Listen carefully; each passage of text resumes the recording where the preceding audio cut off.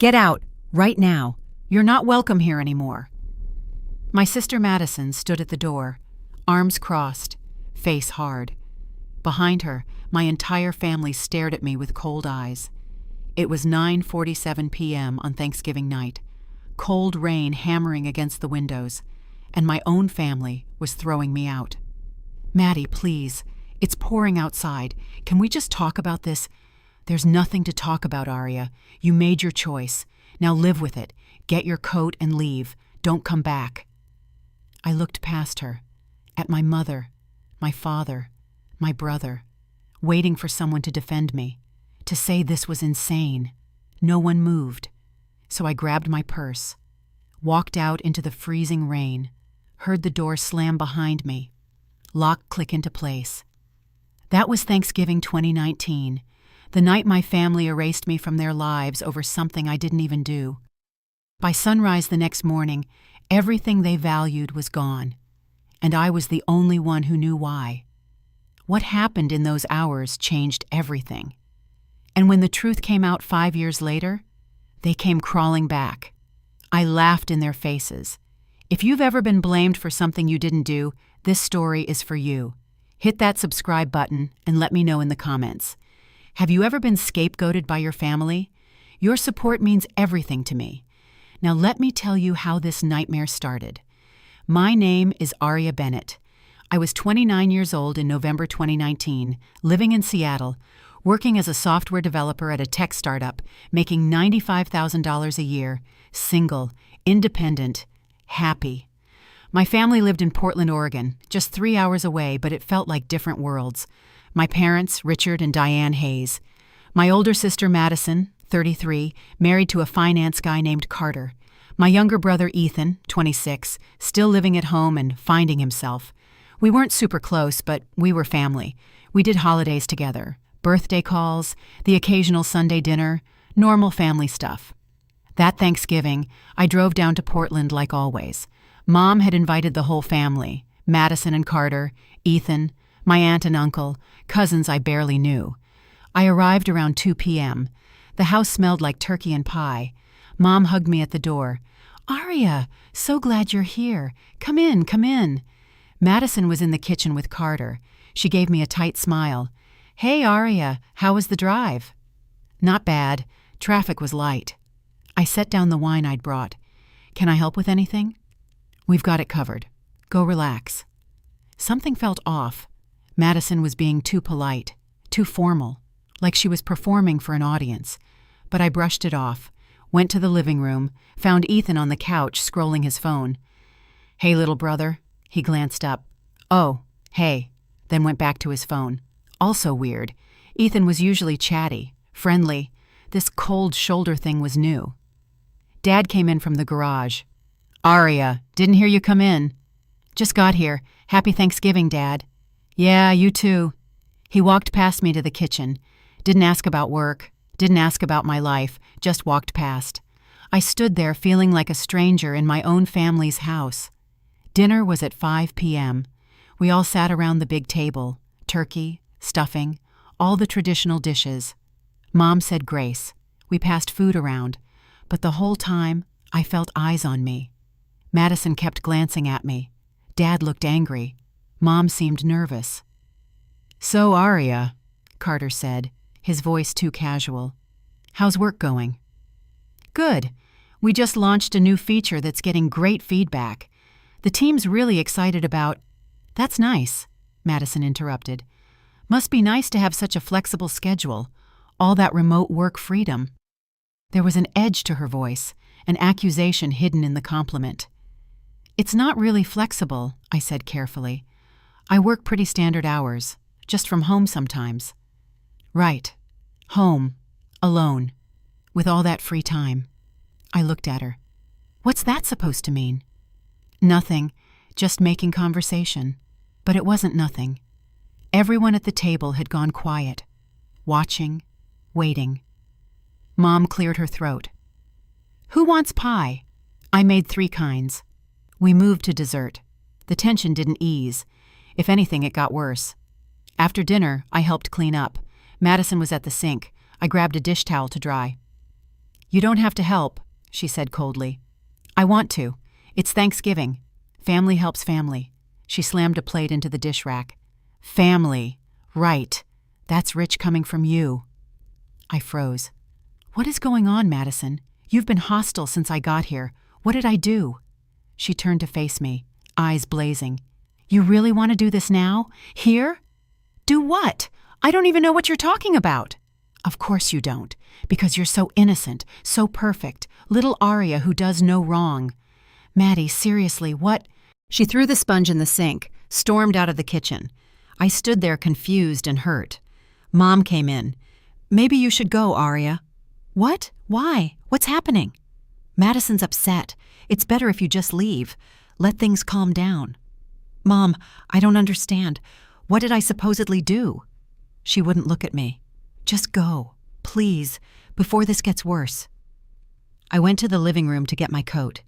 Madison was there with Carter, Dad, Ethan, all of them staring at me. I'm going to leave, I said, but I'd really like to know what I did to make everyone so angry. Madison stepped forward. You want to know? Fine, I'll tell you.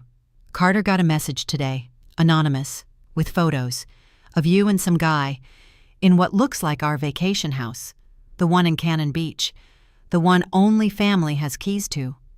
My stomach dropped. What? That's impossible. I haven't been to the beach house in over a year. The photos are dated last month, October 15th. Time stamped. You, in our house, with some random guy, using our family property for your hookups. That's insane. I wasn't at the beach house in October. I was in Seattle working. The photos don't lie, Aria. There you are, clear as day, in our living room, on our couch, disrespecting our family property. Let me see these photos. Show me. Carter pulled out his phone, showed me the screen, and there I was, or someone who looked exactly like me, in the Cannon Beach house, with a guy I'd never seen before, sitting on the couch, laughing, clearly comfortable, but it wasn't me. That's not me, I said desperately. I don't know who that is, but it's not me. Look closer. That's not my hair, not my clothes. I would never. Stop lying! Madison's voice cracked. We have photo evidence. You broke into our beach house, used it for God knows what, betrayed our trust, and now you're standing here lying to our faces. I'm not lying. That's literally not me. Someone photoshopped this or... Photoshopped? Are you serious right now? The metadata is right there. The date, the time, the location. It's you, Aria. Just admit it. I can't admit to something I didn't do. Dad stood up. That's enough. Aria, we've always known you were different. More liberal with your morals. But this? Using family property for your affairs? That's where we draw the line. Affairs? I'm not even dating anyone. Dad, please, you have to believe me. That's not me in those photos. Then who is it? Mom's voice was small, broken. Who looks exactly like you? Who somehow got into our locked beach house? I don't know, but it wasn't me. Check my calendar. Check my work logs. I was in Seattle all of October. I can prove it. Madison shook her head. Proof can be faked. Photos don't lie. We know what we saw, and we know what you did. This is insane. You're all insane. You're going to believe some anonymous message over your own daughter? Your own sister? Get out, Madison said quietly. Get out of our parents' house. Get out of our lives. You're not welcome here anymore. Mom? Dad? You're really going to let this happen? You're really going to throw me out based on some photos that I'm telling you aren't real? My father's face was stone. Leave, Aria, before we call the police for trespassing. The words hit like a physical blow. Trespassing? This is my childhood home. Not anymore. You're not family. Not after this. Leave. Now. I grabbed my purse with shaking hands, looked at each of them one more time, hoping someone would crack, would see reason. No one did. So I walked out into the pouring rain. November in Portland. Cold, dark, miserable. I sat in my car, engine running, heater blasting, trying to process what just happened.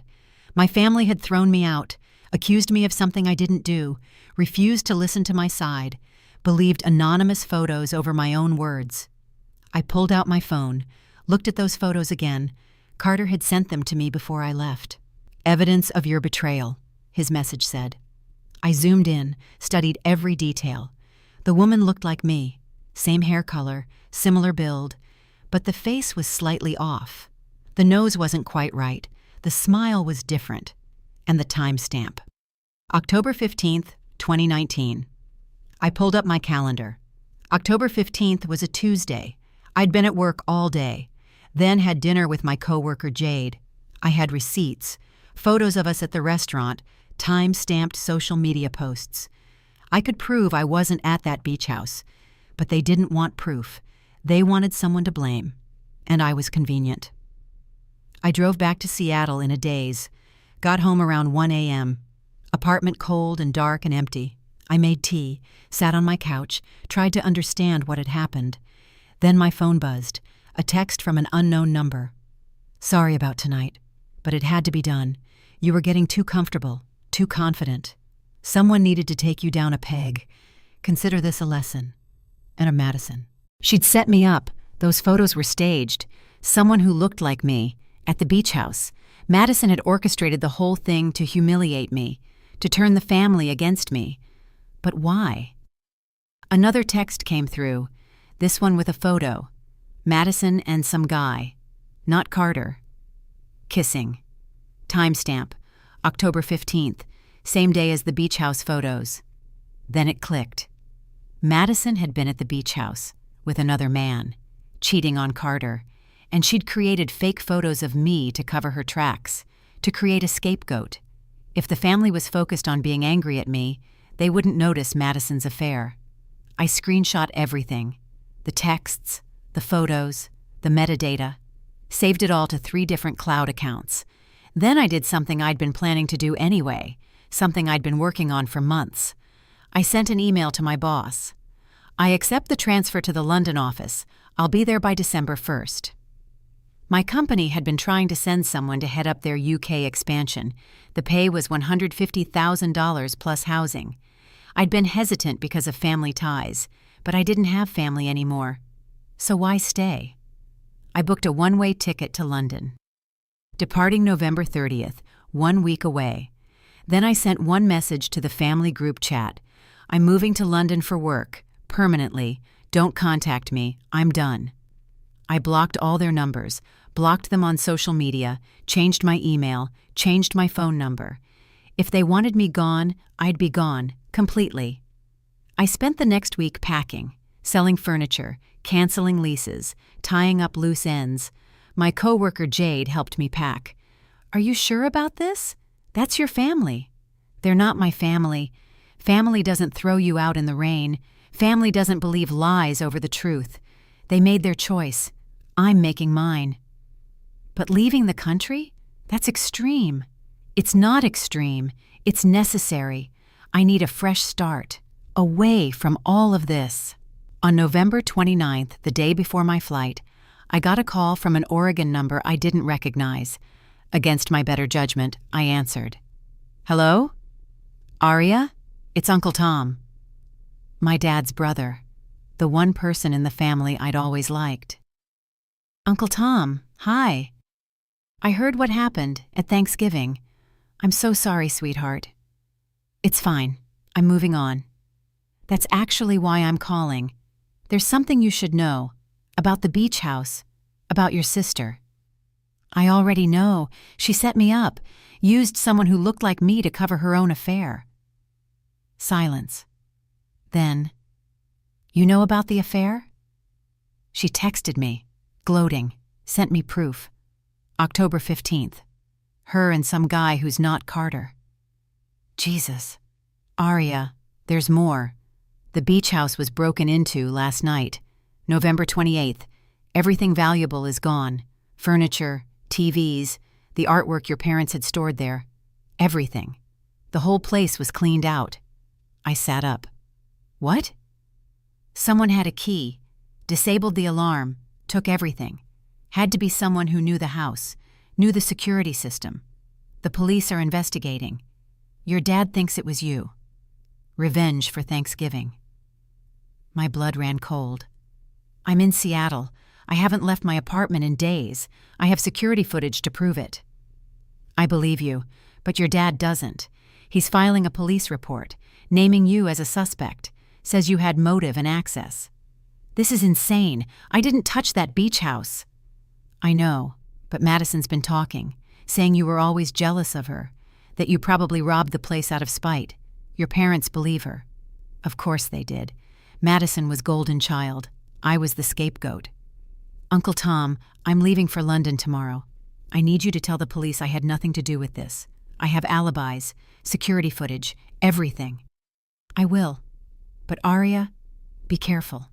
Madison's playing a dangerous game, and I don't think she's done yet. We hung up.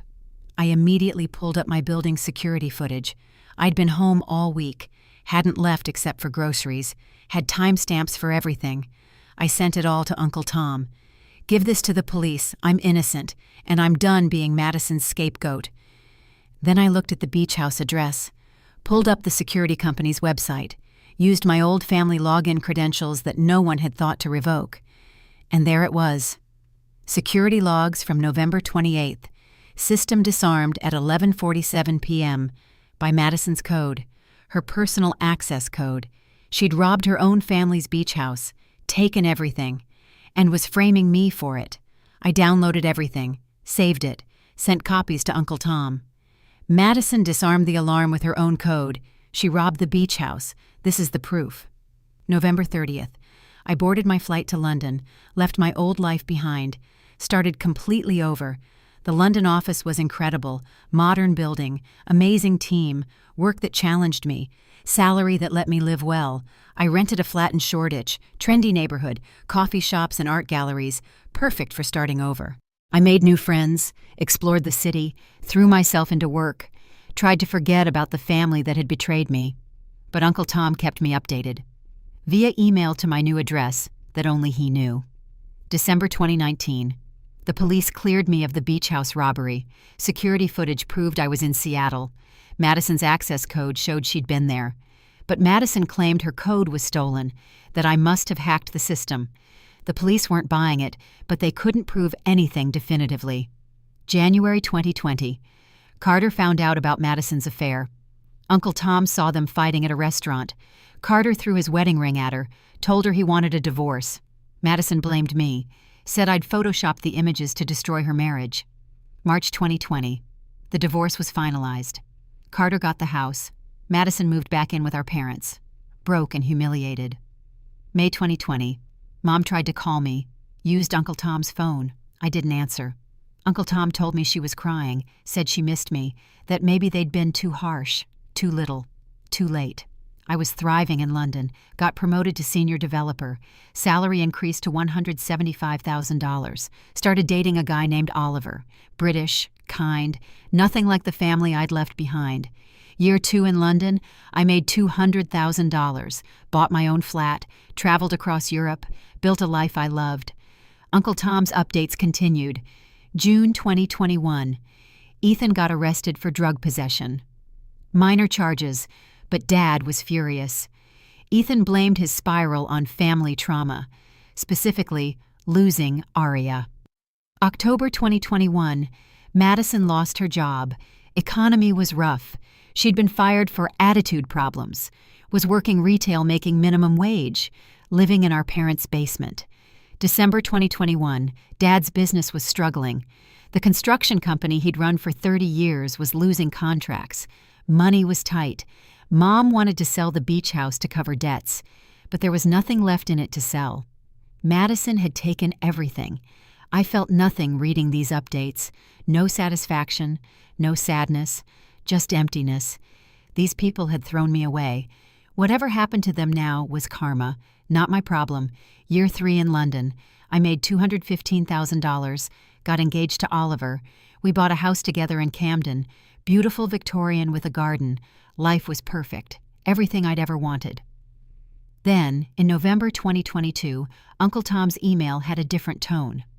Aria, your father had a heart attack. He's okay, stable, but it was serious. Your mother is asking for you, says she needs to see you, to apologize, to make things right before it's too late. I know you don't owe them anything, but I thought you should know." I stared at the email for hours. Dad had a heart attack. He could have died. And I felt nothing. That scared me more than anything. That I'd become so hardened I couldn't even feel sympathy for my own father's near death. I talked to Oliver about it. "Do you think I should go back, just to see him?" Oliver took my hand. "Do you want to?" "I don't know. Part of me says they don't deserve it. They threw me out, believed lies, let Madison frame me. Why should I care now?" "Because you're not them. You're kind and forgiving. And maybe this is your chance to get closure, to finally say what you need to say." He was right. Not for them. For me. I booked a flight to Portland. Didn't tell anyone except Uncle Tom. Flew in on a Thursday, rented a car, drove to the hospital. Dad was in a private room, Mom sitting beside him, looking older, grayer, tired. I knocked on the door. Mom looked up, gasped. "Aria?" "Hi, Mom." She stood, rushed over, tried to hug me. I stepped back. "I'm here because Uncle Tom said Dad was sick. I'm not here to reconcile. I'm here to see if he's okay. Then I'm leaving." Tears streamed down her face.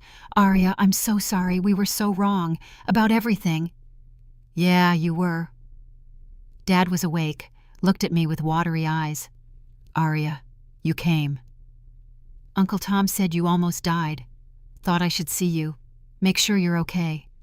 I'm so sorry, sweetheart. For Thanksgiving. For everything. We should have believed you." "Yes, you should have." Madison confessed. About the photos. About setting you up. About the affair. About robbing the beach house. She told us everything after Carter left. We confronted her. She finally admitted it. I felt my chest tighten. "When did she confess?" "A year ago, November 2021, right after the robbery investigation closed. She broke down, told us everything."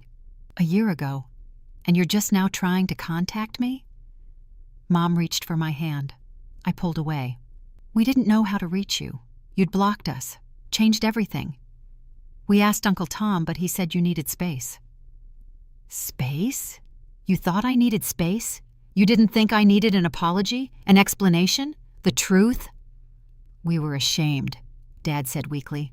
"We drove you away. We believed Madison over you. We threw you out of our home. How do you apologize for that?" "You start by trying. You start by being honest. You start by showing up." "You're right," Mom sobbed. "You're completely right. We failed you, as parents, as family, and I don't know how to fix it." I sat down in the chair by the window, not close, but present. "Where's Madison now?" "At home, with us. She lost everything after the divorce. No job, no money, no friends. She's been living in the basement for 2 years. "And Ethan?" "Rehab. 3rd time.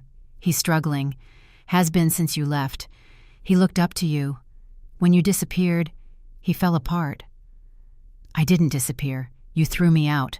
There's a difference." Dad coughed, winced. We know. And we've paid for it. Every day. The guilt, the regret. Knowing we destroyed our family over lies. You destroyed our family over favoritism. Madison's lies were just the weapon. But you've been choosing her over me my whole life. Thanksgiving was just when it became obvious." Mom sat back down. "What do you mean?" "I mean, I was never the golden child, never the favorite. Madison got everything. Praise, support, trust. I got criticism, doubt, suspicion. When she accused me, you didn't even question it. You just believed her, because that's what you always did." "That's not true." "It is true. And you know it. Madison was perfect. I was the problem. That's how it always was. That's why it was so easy for you to throw me away." Silence. Heavy. Painful. "You're right," Dad finally said. "We did favor Madison. We thought she needed more support. She was less independent, less capable. You were always so self-sufficient. We thought you didn't need us." Everyone needs their parents to believe in them, to defend them, to love them unconditionally. I needed you, and when it mattered most, you chose her. You chose the lie. "I'm so sorry, Arya. If I could go back, but you can't. It's done. And I've moved on. I have a good life now. In London, a great job, a fiancé, a home, people who actually care about me. I don't need you anymore." Mom's face crumpled. "You're engaged?" "Yes. Oliver. He's wonderful, kind, loyal, everything you weren't. Can we meet him? Can we be part of your life again?" I stood up. "No. I came here to make sure Dad wasn't dying. He's fine. So I'm leaving. Back to my real life. The one without you in it." "Please, Arya, don't do this. Give us another chance. We're your family." "You were my family. You stopped being family when you threw me out in the rain, when you believed lies over truth, when you chose Madison over me. Again. What can we do to fix this?" Dad's voice cracked. "Tell us. Anything. We'll do anything." "You can't fix it. Some things are broken forever. This is one of them." I walked to the door, stopped, turned back. "For what it's worth, I forgive you. Not for you. For me. So I can move on without carrying this anger. But forgiveness doesn't mean reconciliation. I forgive you, and I'm still done with you." I walked out, left the hospital, drove to Uncle Tom's house. He was waiting on the porch. "How'd it go?" "About as expected. They're sorry. They want me back." I said no. "Are you sure? They really are sorry, Arya. I've seen it. They're destroyed by what they did." "I'm sure. I can't trust them. I can't go back to being the scapegoat. The second choice. I built a life without them. I'm keeping it that way." Uncle Tom hugged me. "I'm proud of you. For setting boundaries. For protecting yourself. That takes courage. Thanks. For everything. For keeping me updated. For believing me when no one else did. Always. You're my favorite niece. Don't tell your cousins." I laughed. First real laugh in days. I stayed with Uncle Tom that night. Flew back to London the next day. Told Oliver everything. "How do you feel?" he asked. "Free." I said what I needed to say. I saw that they're sorry, and I chose myself anyway. I feel free. Good. Because you deserve to be free, to be happy, to be with people who value you. We got married in May 2023. Small ceremony in Cornwall. Uncle Tom came. He was the only family I invited, the only family I needed. Life continued. Work got better. I made $230,000. We bought a vacation home in Scotland, traveled, built a beautiful life. I thought about my family sometimes, wondered if they were okay, but I didn't reach out, didn't check in. I'd made my choice. Then, in October 2024, Uncle Tom called. Not emailed. Called, which meant it was important. "Arya, you need to know something. Madison's in the hospital. She tried to hurt herself. She's okay, but it was close." My stomach dropped. What happened? "She's been spiraling. Depression, guilt. She told the doctors she can't live with what she did to you, that she destroyed the family, destroyed her own life. She wants to apologize to you, face to face." "I don't want to see her." "I know, but Arya, she's asking for you, begging, says she can't move forward without your forgiveness." "I already forgave her. I forgave all of them, but I'm not coming back." "She knows about the wedding, that she wasn't invited. It broke something in her, realizing you've completely moved on, built a life she's not part of. She feels like she lost her sister forever." "She did lose me, by her own choices. That's not my burden to fix." "I know, but she's your sister, and she's really struggling. Maybe just a video call? Just to let her say what she needs to say?" I thought about it, talked to Oliver. He said it was my choice. He'd support whatever I decided. Part of me wanted to ignore it, to keep living my life, to not look back. But another part remembered the sister I'd had before all this, before the jealousy and lies, The sister who'd taught me to ride a bike, who'd defended me in middle school, who'd been my best friend once. That sister deserved a chance to apologize. One video call. That's it. Then I'm done. Forever. Uncle Tom set it up. November 1st, 7 p.m. London time. Madison, me, video call. I sat in my home office, Oliver downstairs giving me privacy, heart pounding. The call connected. Madison appeared on screen, and I barely recognized her.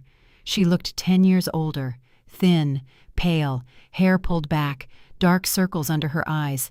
This wasn't the polished, perfect sister I remembered. This was someone broken. "Aria," her voice cracked, "thank you for agreeing to talk to me. You have 30 minutes. Say what you need to say." She nodded, took a shaky breath. "I'm sorry. For everything. For Thanksgiving. For the photos. For framing you. For the beach house. For destroying our family. I'm sorry." "Okay." "That's it? Just okay?" "What do you want me to say, Madison? That it's fine? That I forgive you and we're sisters again? That's not happening." I know. I need you to understand why I did it. You did it because you were cheating on Carter and needed a scapegoat. I already know. That's part of it. But there's more." She looked down. "I was jealous of you, my whole life. You were smarter, more independent, more successful. You didn't need anyone. You just existed and thrived, while I struggled with everything. So you destroyed me? I wanted to bring you down, make you look bad, make you the failure for once instead of me. So I set up the photos, used a girl I found who looked like you, paid her to pose at the beach house, sent them to Carter anonymously, thought it would just embarrass you, make you look bad at Thanksgiving. It did more than that. It got me thrown out, disowned. I know, and when I saw how far it went, I should have stopped it, should have confessed, but I didn't. I doubled down, let you take the fall, let the family hate you, because for once, I wasn't the problem. You were. And the beach house robbery? Her face flushed with shame. Carter was leaving me. I needed money. I knew where everything valuable was stored.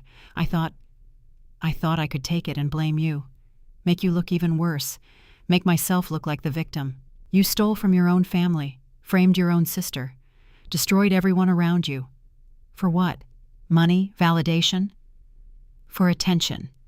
For once, I wanted to be the victim, the one people felt sorry for, not the screw-up, not the disappointment. I wanted sympathy. You got it, at my expense. I know, and I'm sorry. I'm so sorry. I destroyed your life, Aria. I destroyed our family. I destroyed everything, and I hate myself for it. Good. You should hate yourself. You should live with the guilt of what you did, every single day. She started crying. I do.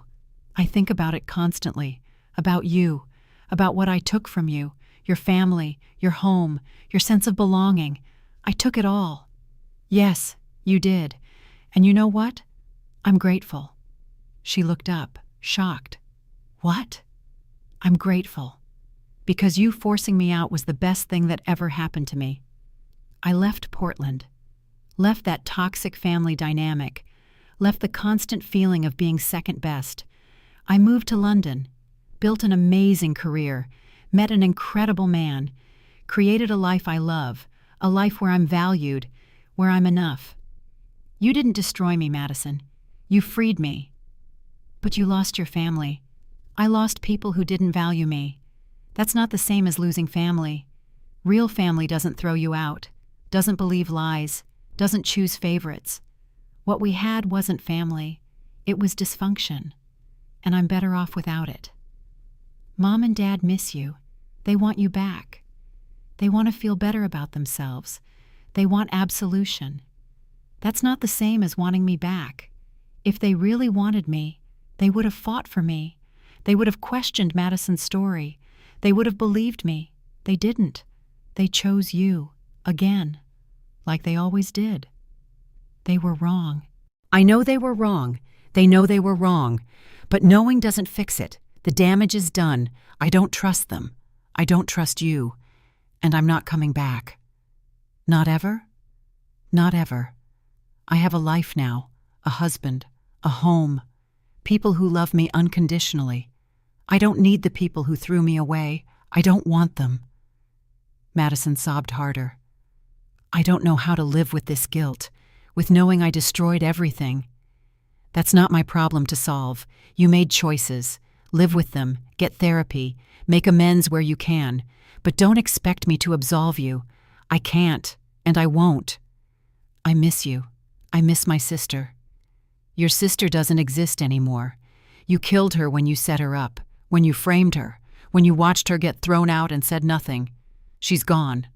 I'm someone else now, someone you don't know, and never will. Arya, please. We're done here. This call is over. Don't contact me again. Don't ask Uncle Tom to set up more calls. This is goodbye, Madison. Forever. Wait, please, just tell me one thing. Can you ever forgive me? Really forgive me? I thought about it. Really thought about it. I already have. I forgave you 2 years ago, not because you deserved it, but because holding on to anger was poisoning me. So I let it go. I forgive you for everything you did. But forgiveness doesn't mean reconciliation. I forgive you. And I still never want to see you again. How can you forgive but not reconcile? Because forgiveness is for me. It's about releasing the pain, letting go of the anger, moving forward without carrying the weight of what you did. Reconciliation is for you. It's about rebuilding trust, having a relationship. And I don't want that. I don't trust you. I don't want you in my life. Those are two separate things. So that's it? We're done forever? Yes, we're done. You destroyed what we had. There's no going back, only forward. And my forward doesn't include you. I ended the call. Sat there shaking. Oliver came upstairs, held me while I cried. Not for what I'd lost, but for what could have been. If Madison had just been honest, if my parents had just believed me, if things had been different. But they weren't different. They were what they were. And I was moving on. That was 6 months ago. I haven't heard from Madison since, haven't heard from my parents. Uncle Tom emails occasionally, updates me on their lives. Madison's in intensive therapy, on medication, living with our parents still, working a desk job, surviving, not thriving. Mom and Dad sold their house, downsized to a condo. Dad's retired. Mom volunteers at a library. They're getting older, quieter, smaller.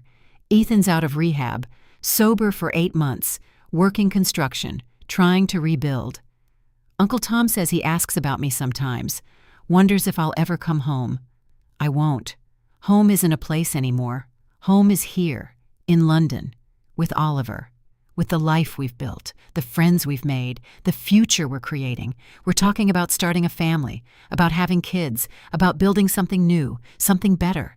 And those kids will never know their maternal grandparents, will never know their Aunt Madison, will never know the family that threw their mother away.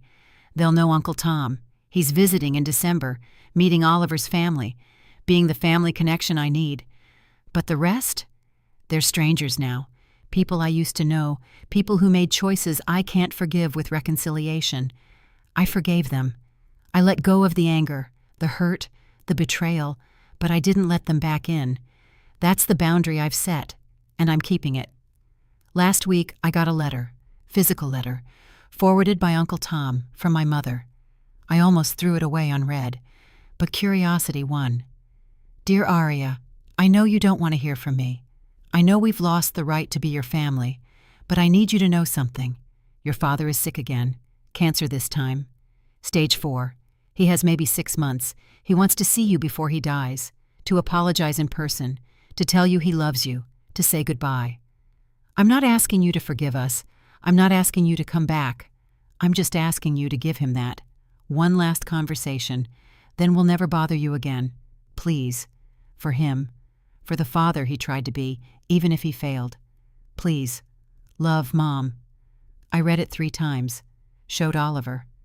What do you want to do? He asked. I don't know. Part of me says he doesn't deserve it. He threw me out. chose Madison, let me suffer.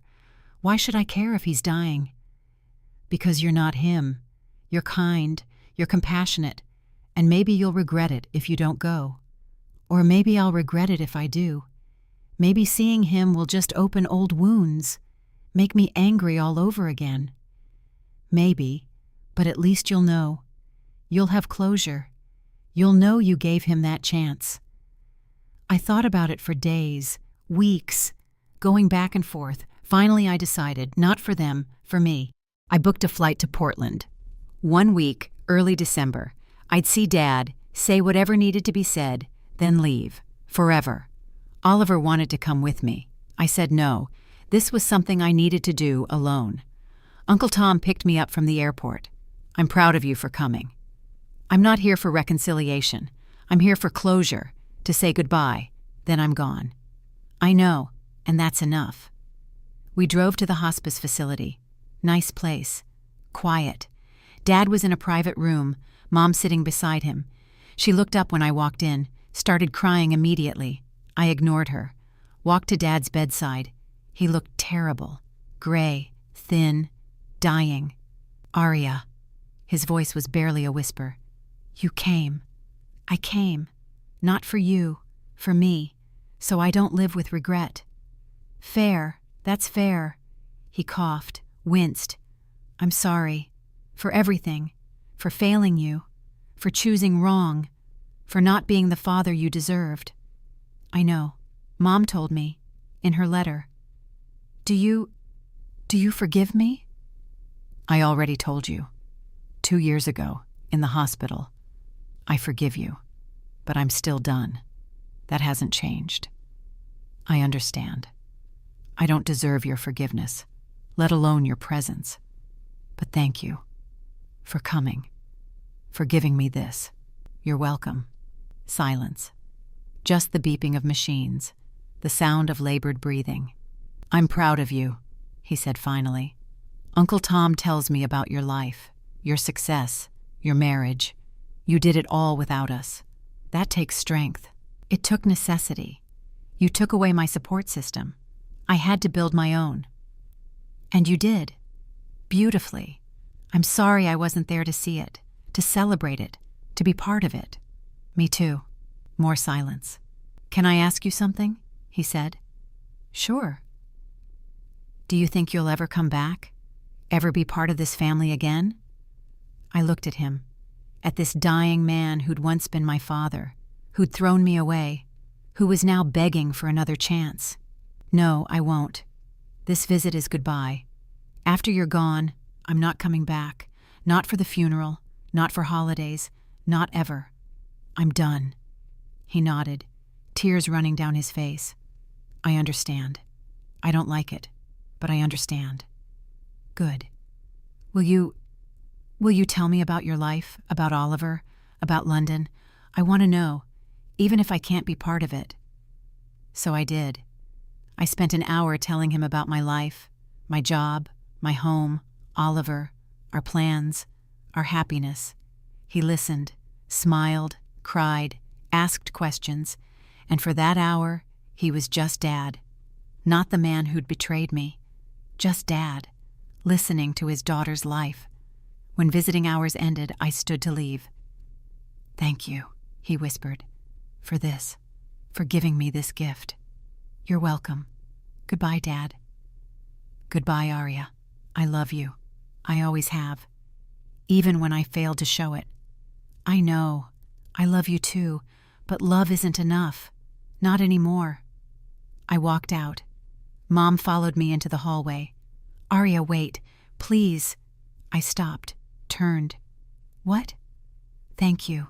For coming. For giving him peace. He's been so worried. About dying without making amends. He still didn't make amends. He apologized. That's not the same thing. I know. But it's something. And it means everything to him. To me. Good. I hope it brings you comfort. Because this is the last time you'll see me. After he dies, I'm done. Completely. You won't come to the funeral? No. Send me the details if you want. I'll send flowers. But I won't be there. Goodbye, Mom. I walked away, got in Uncle Tom's car, flew back to London the next day. Dad died 2 weeks later, December 18th, 2024. Uncle Tom called to tell me. I sent flowers. Didn't attend the funeral, didn't send a card, just flowers, white roses, with a card that said, "Rest in peace, Aria." Uncle Tom said the funeral was small, just family. Madison spoke, Ethan spoke. Mom cried through the whole thing. They noticed my flowers. Mom wanted to call to thank me. Uncle Tom told her not to respect my boundaries. She did. I didn't hear from her. It's been 2 months now. February 2025. Life has moved on. Oliver and I are expecting our first child, a daughter, due in June. We're thrilled, terrified, excited. Uncle Tom is going to be there, meeting his great niece, being the family connection she needs. But my parents won't be. Madison won't be. Ethan won't be. They won't know her, won't watch her grow, won't be part of her life. Because I'm building something different, something better. A family based on love, trust, respect, not favoritism, not lies, not conditional acceptance. My daughter will grow up knowing she's valued, loved, believed. She'll never feel like a scapegoat, never feel like second best, never feel like she has to earn love, because I'll give her what my parents never gave me. Unconditional love, unwavering support, the confidence that comes from being truly seen. That's the legacy I'm creating. Not bitterness, not anger, not revenge, just better. A better way of being family.